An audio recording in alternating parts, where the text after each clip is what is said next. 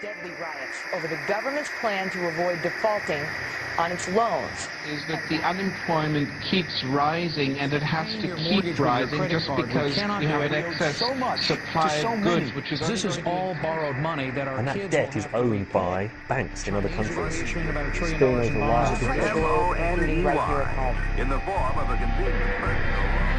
Filter cigarette that delivers the taste, and 45 malt liquor. Are you hot? Planning to bomb Iran. U.S. terror attacks in Iraq. Strong. And there's Armstrong.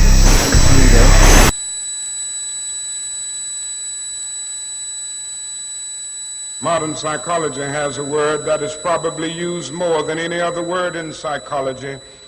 It is the word maladjusted. Maladjusted. I would like to say to you today that there are some things in our society and some things in our world for which I'm proud to be maladjusted. And I call upon all men of goodwill to be maladjusted to these things until the good society is realized. You know, economists are in fact not economists at all. They're propagandists of money value. This system is more wasteful than all the other existing systems in the history of the planet. So you're really dealing with not an economic system, but I would go so far as to say an anti-economic system. The problem we have is essentially the financial money sequence system. It's a system disorder, and the system disorder seems to be fatal.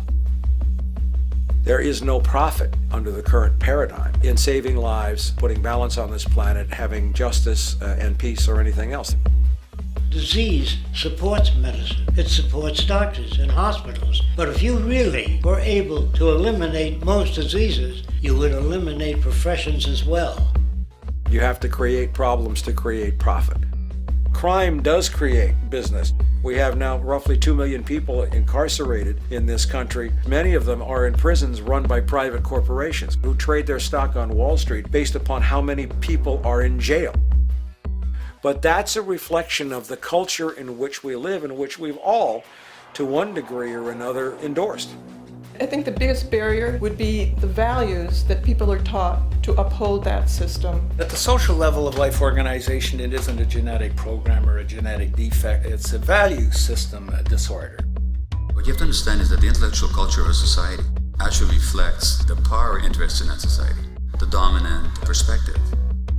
In the past, throughout almost all of human history, the main threat to human survival was nature. Today it is culture. Not only does structural violence kill more people than all the behavioral violence put together, structural violence is also the main cause of behavioral violence. Some colleagues at Harvard studying this suggested that inequality acted as a social pollutant because it affects almost everyone in society. The immune system cannot recognize the invasive cancer, and it takes over the whole body until the body collapses. And we're in that spasming, collapsing form now. So the system has to be corrected, not print more money and give it to banks. That doesn't deal with the problem.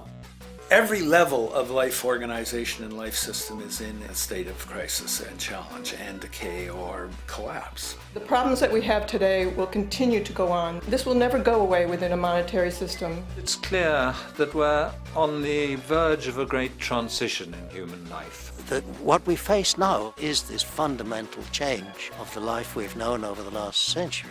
There has to be a link between the economy and the resources of this planet, the resources being, of course, all animal and plant life, the health of the oceans and everything else. This is a monetary paradigm that will not let go until it's killed the last human being. The in-group will do all it can to stay in power. And that's what you got to keep in mind.